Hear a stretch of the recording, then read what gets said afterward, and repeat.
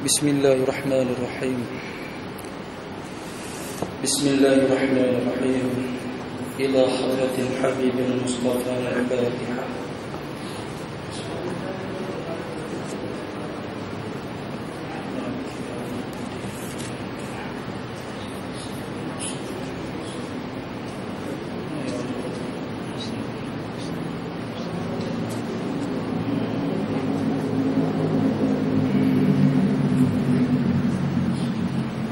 Alhamdulillahi Rabbil Alamin.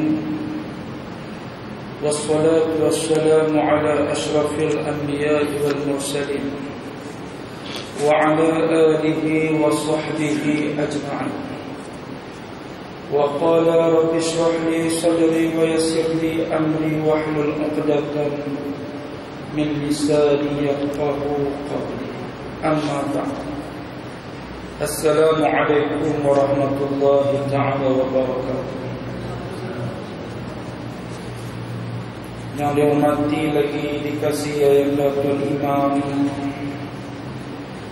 yang dihormati lagi dan dikasihi seluruh ahliyatul kuasa masjid, tuan-tuan, ibu-ibu, bapa-bapa sekalian.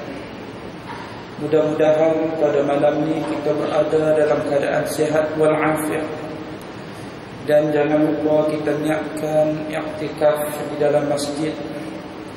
Dan kita datang di sini ibu-ibu, bapa-bapa, antara nak mencari redha Allah Subhanahu wa taala dan nak memperbetulkan diri kita.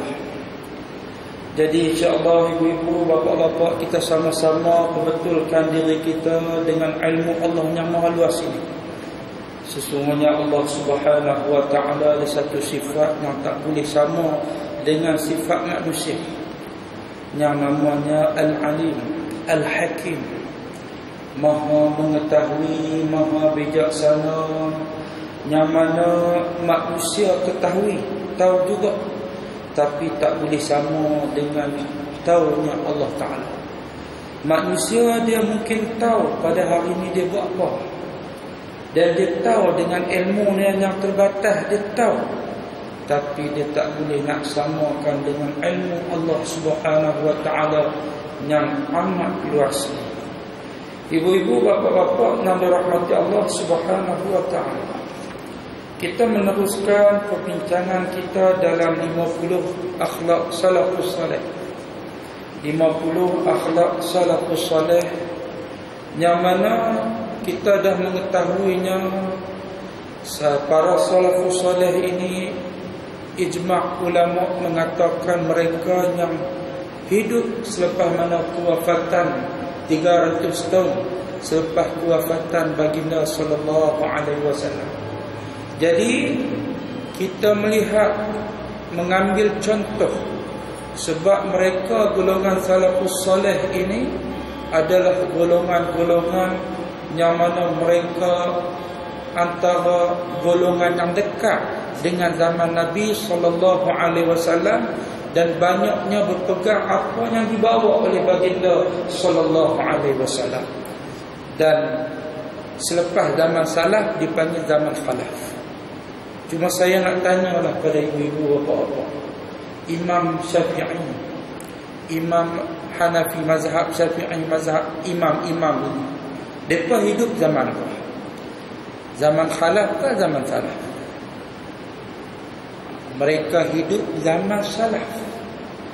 Mereka hidup zaman salaf, makna kata zaman yang di mana mereka berada, yang tidak ada selepasnya perpecahan.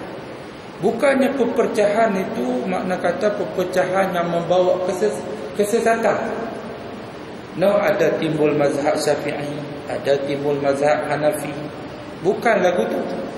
Makna kata timbulnya sebab Islam makin berkembang, dan pada waktu tu masalah baru mula timbul. Begitu keadaannya. Baik, ibu-ibu, bapa-bapa yang dirahmati Allah Subhanahu wa taala, bab yang ke-20, iaitu mengutamakan urusan akhirat. Mengutamakan urusan akhirat. yaitu mendahulukan urusan akhirat daripada urusan dunia. Di kalangan mereka ada yang mendahulukan wirid selepas solat subuh sebelum melakukan apa-apa kerja. Mereka mengutamakan solat tahajud pada waktu malam yang sejuk daripada duduk di dalam selimut. Maka barang siapa yang pada waktu pagi lagi telah mengutamakan urusan keduniaan, dia telah terkeluar daripada jalan salafus salih. Macam mana nak cerita dari ibu bapa sekalian? Makna kata, bagi golongan salafus salih ini, subhanallah, mereka mengutamakan kehidupan akhirat. Mengutamakan kehidupan akhirat bukan makna tinggal terus dunia. Bukan makna tinggal terus apa yang ada di dunia ni. Bukan lagu tu. Makna kata mengutamakan akhirat ini, sebelum mereka melakukan apa-apa pekerjaan mencari rezeki, mereka mendirikan solat subuh dan juga mereka melakukan zikir ataupun berselawat ataupun mengingati Allah Subhanahu wa taala. Kalau lebih daripada itu, mereka melakukan solat sunat tahajud, mereka mendirikan qiyamul lail selepas daripada mereka qiyamul lail, selepas daripada mereka solat subuh dan mereka wirid, maka fantashiru fil ardh, mereka bertebaran ke seluruh pelosok bumi. Boleh tak kalau kata tak sembahyang subuh? Contoh, tak payah wirid, tak payah solat sunat, tak payah sembahyang subuh. Dia boleh buat tak? Boleh. Tapi dia berkat tak kerja dia apa je? Berkat tak pekerjaan dia selepas mana dia lupa ke Allah? Nak ceritanya, bagi orang seperti mana mereka ini para salafus salih, mereka mengutamakan dulu urusan dengan Allah. Tak semayang, walaupun dia tak semayang. Lepas kata dia tak semayang, dia kerja, dia naik pangkat, dia gaji banyak, tapi ibu-ibu, bapa-bapa, saudara-saudara sekalian, belum tentu rezeki dia berkat. Tak berkat. Sebab apa? Dia mengutamakan urusan dunia dia dulu, tak menjaga hubungan dengan Allah Subhanahu wa taala. Kadang-kadang itu yang baiknya di setengah negara seperti negara Arab Saudi, kalau kata kita pergi mengerjakan umrah ataupun haji ke, kalau di Madinah lah saya nampak, di Mekah pun sama. Kalau waktu saja azan Allahu Akbar, Allahu Akbar, duk tengah sibuk je barang tu, dia boleh katuk ke daerah, katuk dengan kain terpan tu, tutup terus, pergi sembahyang. Tengok, mereka mengutamakan urusan akhirat, urusan dengan Allah.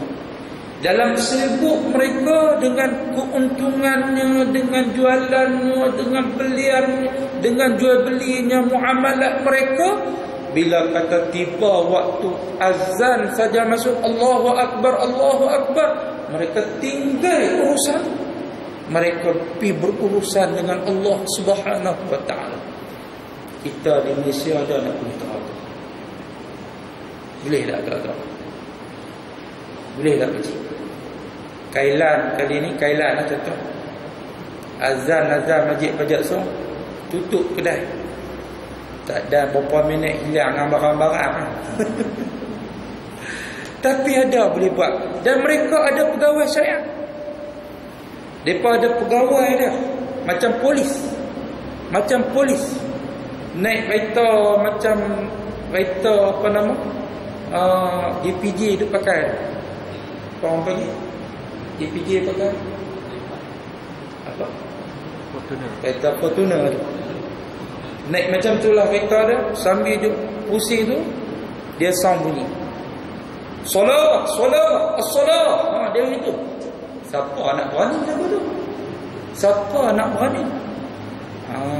Kalau buat lagu tu di negara kita, insya-Allah lah kita pakai doa.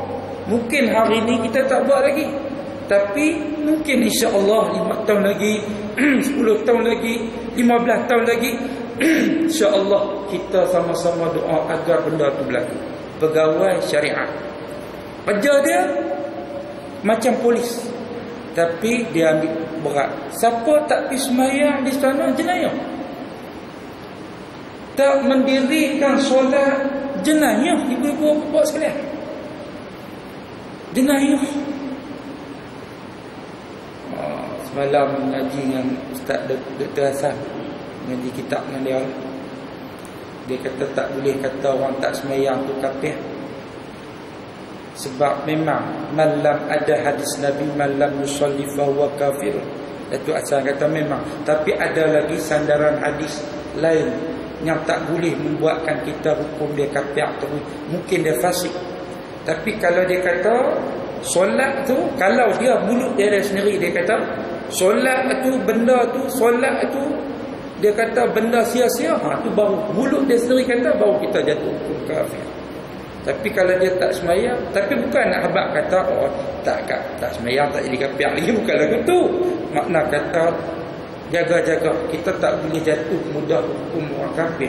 Tapi kalau dia tu sendiri kata, dia kata solat tu memang tak wajib, tak payah solat, maka hak ke atas dia kafir. Itu sikit kekosian. Jadi jenayah ibu-ibu bapa-bapa sekalian. Orang yang tak berpuasa, orang yang tak mendirikan solat, kita duk faham kata jenayah bunuh orang saja. Kita duk faham kata jenayah ni buat benda-benda yang menzalimi orang. Tapi dalam bab solat ini pun ia menjadi satu jenayah bagi siapa-siapa yang tak mendirikannya. Begitu juga bagi orang, dan begitu juga bagi rukun-rukun Islam yang lain. Berat. Orang bangga dengan anak dia berjaya dalam peperiksaan, tapi berapa orang yang bangga anak dia tamat Quran ataupun boleh solat. Orang bangga dengan benda tu, tapi belum tentu. Orang bangga dengan peperiksaan anak dia berjaya, tapi belum tentu mereka bangga dengan urusan anak dia dengan Allah Subhanahu wa taala. Baik. Jadi Nabi SAW bersabda, badir bil a'mali fitnan ka qat'in layli muslim, yusbahu rajulu mu'minan wa yumsi kafiran wa yumsi mu'minan wa yusbihu kafiran yabi'u dinahu bi'aradin minad dunya. Ini Nabi SAW bersabda, maksudnya segeralah beramal sebelum datangnya fitnah seperti malam yang gelap gelita. Di pagi hari seorang laki-laki dalam keadaan mukmin, lalu kafir di petangnya, di petang hari.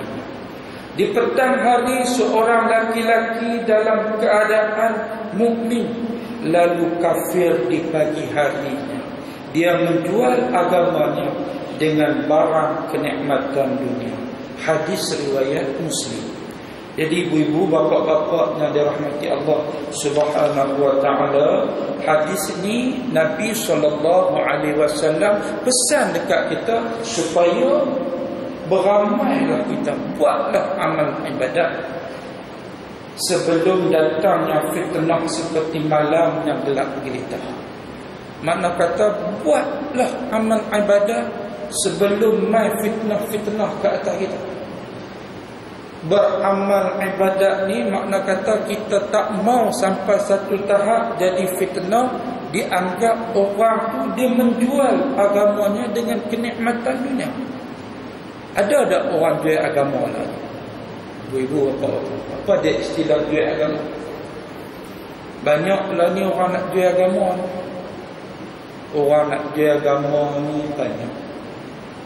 Antaranya lagu mana?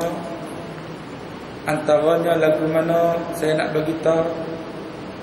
Antaranya bila kata buat bercakap satu-satu benda atas nama agama, tapi dia bukannya ahli dalam agama. Dia jual agama. Dia bukan ahli dalam benda tu.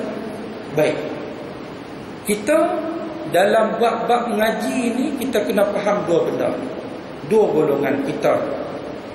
Satu, orang yang mujtahid, orang yang ijtihad, orang yang digelar mujtahid. Ataupun kita satu lagi golongan yang taklid, muqallid. Orang yang bergelar mujtahid ni orang yang dia boleh mempunyai autoriti, dalam bahasa moden, boleh berijtihad dengan satu-satu hukum dengan syarat dia menguasai ilmu-ilmu yang tertentu. Ni orang. Tapi orang yang bertaklid, makna kata ikut orang dengan qaul ulama, dengan qaul-qaul ini, siapa dia? Kita.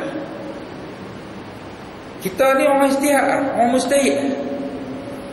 Tak layak lagi. Tak layak.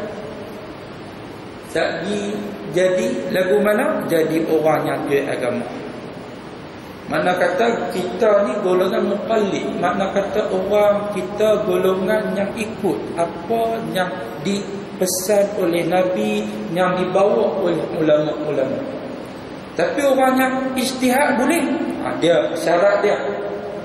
Semalam sembang Datuk Pak Seri, dia kata mesti kena faqih dalam bidang-bidang ilmu bahasa Arab, faqih dalam bidang fiqh, faqih dalam bidang tauhid, faqih dalam ilmu balaghah, faqih dalam ilmu mantiq, dalam ilmu usul fiqh, dalam ilmu qawaid fiqhiyah.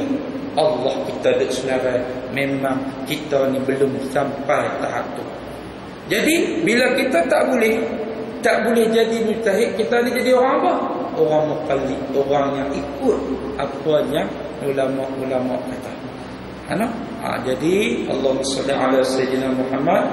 Ibu-ibu, bapa-bapa, lah ni kalau baca dalam internet yang bukan ahli dia pun nak keluar hukum lah.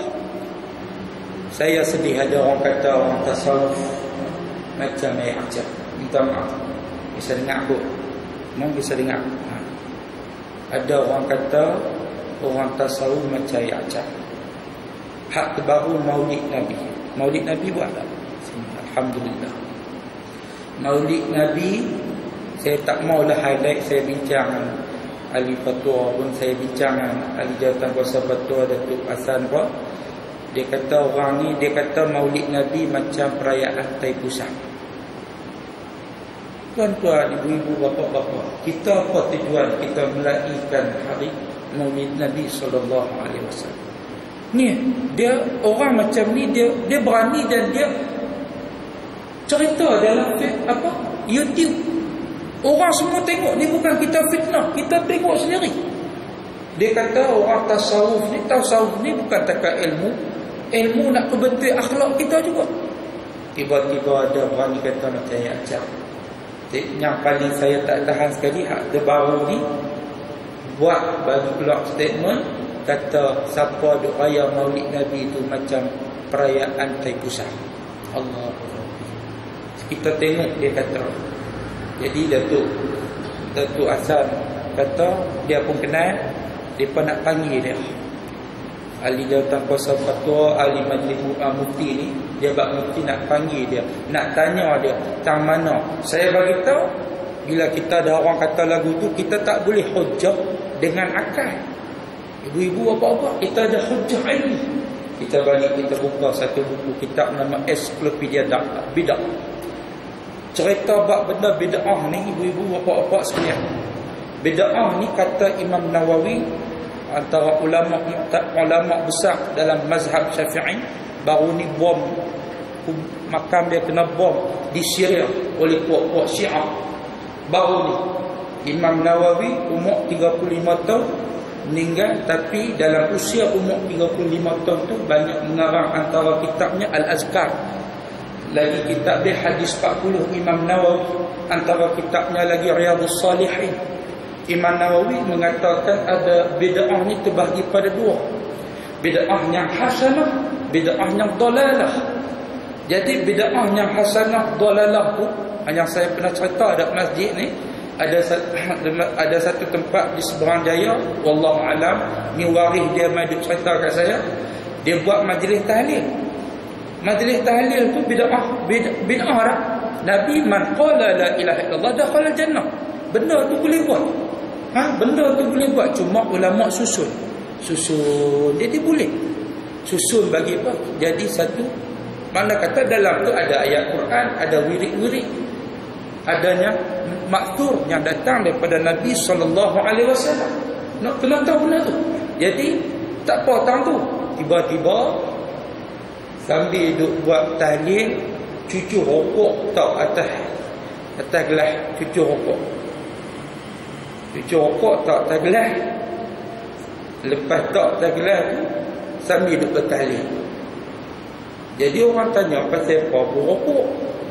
Dia kata orang si mati ni masa dia hidup dia suka isap rokok. Susah kalau gitu.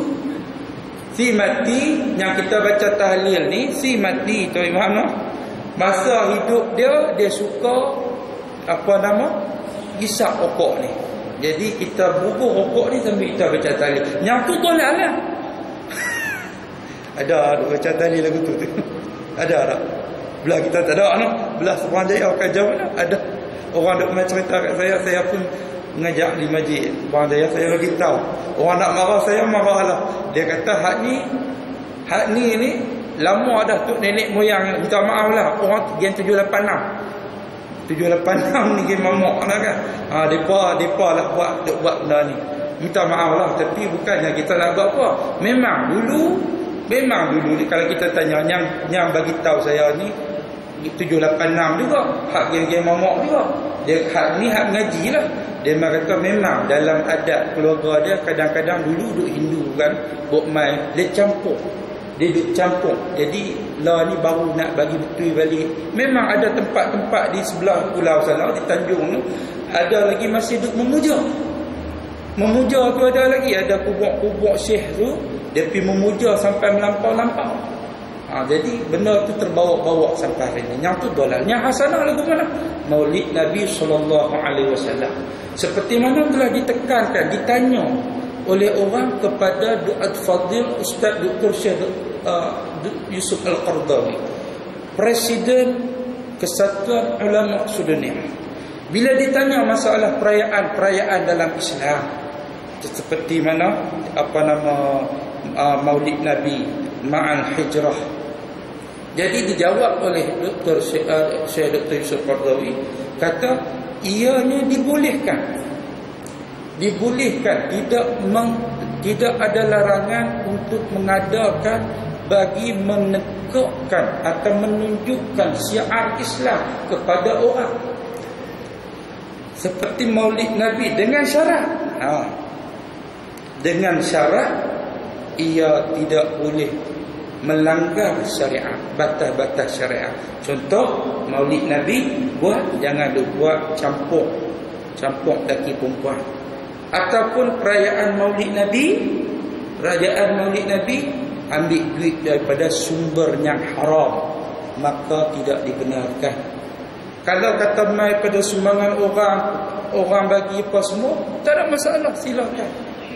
Anak kita boleh sambut tiap-tiap tahun, tapi Nabi yang bersusah payah untuk berjuang dan menegakkan Islam sampai hari ini kita boleh merasai nikmatnya, maka apatah lagi selayaknya kita ikut. Bukan takat kita hanya berarak saja, bukan takat berarak saja, tetapi menghayati apa yang telah dibuat oleh baginda, apa yang telah dipesan oleh baginda sallallahu alaihi wasallam, dan juga apa yang dilalui oleh baginda dalam sejarah Nabi sallallahu alaihi wasallam. Itu dia sebenarnya yang kita kena ambil tu. Jadi tangguh. Baik. Ibu-ibu, bapa-bapa, Nabi sallallahu alaihi wasallam pesan lagi, badirul bil a'mali sab'an hal tantaziruna illa faqran mumsiyan aw ghinin mudriyan aw maradan mufsidan aw harman munnidan aw mautan mudhizan aw dajjala fasyarru ghaibin yuntazar aw sa'ata fasya'atu adha wa amar. Maksudnya, bersegeralah engkau melakukan amalan-amalan yang soleh sebelum datangnya 7 perkara. Baik, apakah engkau sekalian menantikan untuk melakukan ibadah setelah tibanya kefakiran yang melelehkan? Nabi pesan dekat kita supaya bersegeralah engkau melakukan amalan-amalan yang soleh. Segera berebut, fastabiqul khairat, berlumba-lumba dalam nak buat kebaikan. Hari ini masjid umum kata kita nak buat kutipan, nak bagi sumbangan dekat mangsa banjir. Kita tak banyak soal dah, nak ke mana ke apa. Kita orang yang awal, fastabiqul khairat. Ustaz, saya tak boleh nak bagi tera mana, ni saja saya ada ustaz. Ambil, bagi dengan ikhlas. Fastabiqul khairat. Kita berlumba-lumba buat baik. Baru tak sah ada satu rombongan balik di solat asar tadi ni. Dia cerita, ustaz, dia gila kepala kat saya. Kita duk nampak banjir ni takat biasanya. Mereka pun orang sana pun kata lagu tu, banjir takat ni je, parah dada. Kali ni ustaz, sekolah duk atas bukit. Sekolah, dia kata di Manik Kurai, sekolah duk atas bukit dah. Tingkat 3, ayam naik. Kami boleh, mereka tengok rumah mereka tu tenggelam, nitih yang mata. Tak boleh nak buat apa dah. 4 kali pindah. Bomba penyelamat ni 4 kali pindah. Pasal apa? Pindah pergi ke bukit hak rendah sikit, naik ayam. Pergi pula pindah tempat lain, pupui juga. Pergi tempat lain, pupui. Kali keempat baru boleh. Hari ni mereka kata ayam memang dah surut, hujan duk main lagi ni. Dia kata marin hujan lagi, main balik kat sana. Ayat derah Ustaz. Dia kata apa yang sedih, mereka tak ada rumah lah ni. Mereka tak ada rumah dah, rumah habis. Jadi saya pergi mengajak Masjid Alma. Ada satu masjid Kampung Baru Alma. Dia kata, Ustaz, boleh cadang satu masjid, kita ada 200 masjid dekat Pulau Pinang. Satu masjid, cuba cari satu masjid je, minta satu rumah. Rumah satu 35,000 hingga 40,000. Hak mereka bajet lah. Kita fikir lagu tu pula, boleh tak? Ataupun tuan-tuan ada kepakaran buat rumah, pi buat tolong sat dalam masa seminggu ke, buat rumah. Ada nak boleh Gagak memang ada nak boleh. Boleh kot lah, InsyaAllah. Kita boleh kena fikir. Kita tak boleh harap siapa dah, melainkan orang Islam sendiri yang pi tolong. Orang Islam sendiri yang pi tolong. Nabi, antara sifat Nabi SAW, memang Nabi suka berat kat orang lain. Nabi hak diriwayatkan, dikisahkan oleh Sayyidatina Khadijah, isteri Nabi SAW, kata sifat Nabi ni dia suka ambil berat orang lain. Jadi takkan kita tak boleh nak ambil sifat Nabi hak ni sikit je.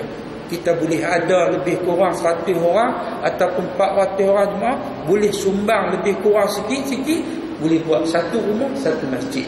Kesian kat mereka. Yang hak duk ada lah ni, ibu apa-apa. Ni hak mereka cerita baru tak sat balik. Buat kemah. Dulu lah ni, sebelum tu mereka tumpang sekolah. Tapi sekolah pula lah ni dah buka dah. Jadi suruh balik. Balik rumah tak ada. Lain kali buat apa, bubuh apa nama keterpan tu. Lepas tu nak kencing berak lagu mana?